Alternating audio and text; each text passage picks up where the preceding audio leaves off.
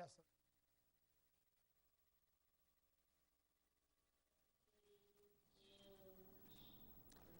Hello, welcome to our weekly press conference with Liberty Football. I'm head coach Chad Frigon. We'll field some questions from our audience here today. Yes. What were some of your struggles from last week's game? Last week, we looking at the film, a lot like a couple of our other games where we've had a strong first half and a poor second half. And really going to be an emphasis on finishing and playing well in the second half in our upcoming weeks.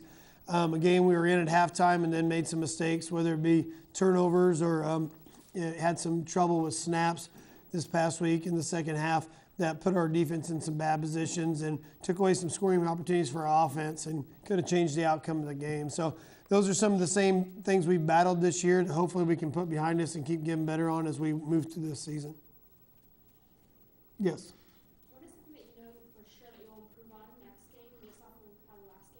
Well, things that we've struggled with so far as our rush defense, and we're really hoping we can do that. And we're going to be going against Truman, who is primarily a rushing team. They run the ball a lot, and they run it extremely well. In 3 of their games, they've scored over 40 points, and a lot of it by running. Their quarterback's a good running quarterback. So we're hoping that is something that we improve on this week as our rush defense. Offensively, we're just going to work on getting more production and scoring more points. We had 14 points again, and looking at 3 of our games, we've had 14 points in, but we need to score more points than that to win football games with the caliber of teams that we're playing. So hopefully we can score more points and cut down on our rushing yards that we give up.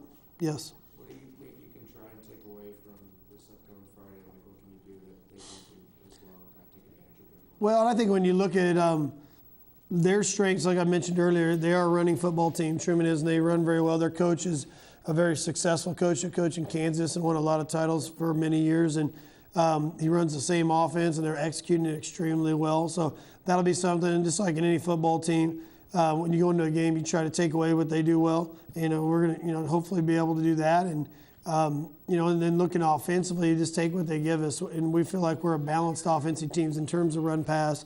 And then being able to, find out defensively what they're allowing, what they're taking away, and then work our way from there. Yes? Who are your star players from last week's game?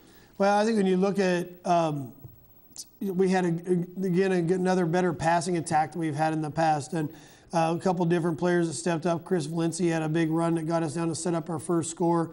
And then Kyle Tompkins was able to score on that with that and did a really good job. We had another one of our scoring drives where Devin Bryant was used primarily as a receiver and did really well with that and got us down the field by getting the ball in his hand that way. We struggled against their defensive line, which made running the ball difficult. Park Hill's an undefeated team that really did well, and they're very strong in their defensive front, so we had to do some changes with that, and I thought we did a good job with that. Looking at defense, we did create a big turnover. Justin Tuttle was able to recover a fumble that got us a ball in good field position, and we were able to get some good stops early. So we're always, as a whole, trying to look for positives and build on those positives and then look for our mistakes and try to correct them moving into the next week.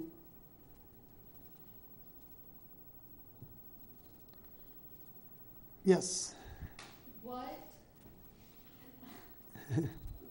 are your feelings, or how can you compare where you are from last year's football team to now? Right. There's a big difference in our football team from here to now, not only in the teams we played up to this point, but also just, on the amount of experience we have on the field and the different positions.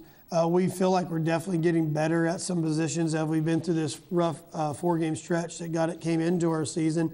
And hopefully we'll see the dividends from those as we go through the season and continue to play throughout our conference schedule. Comparing to last year, we played a lot of our non-conference games were from a couple of them were from teams that are from lower classifications than us, other than Rockers. This year we played up in our non-conference games, and now we're getting in. We've had one conference game against Park Hill, and we'll work there. That's the type of year we're also going to need to start looking a little bit at the district standings. One of the goals for us would be to get a home game, and we know we're going to have to win a lot of our games from here on out to be able to get a home game in the playoffs. Yes. So obviously your beginning of the schedule was kind of tough playing like these several ranked state teams. So how do you feel about this point in the season now? Kind of that you're not necessarily that your opponents have eased off, but you know, it kind of along that points. Well, I think when you look at it, two things can happen when you go through adversity or you face challenging things, and you can either go down or up. And we're hoping that this is something, even though our record doesn't show it, that we're a better football team and we're more prepared to play than what we were. We'll find out as we go through the rest of our schedule. I know that Truman is a team that last year weren't maybe as good as they are this year. They're really good this year in terms of they're 2-2 and beat a good St. Joe team on the road up at St. Joe, and you can tell they really executed well in that game. And then when you look at even when they played against Lee Summit, they were able to score in the 40s with their points. So they have some true strengths that they have within their team that we know we're going to really have to play well this Friday night to be in a competitive game Friday. Yes. So I heard about that Olathe East football player that got hurt. Mm-hmm. Does that make you worried about the players on our team on the field?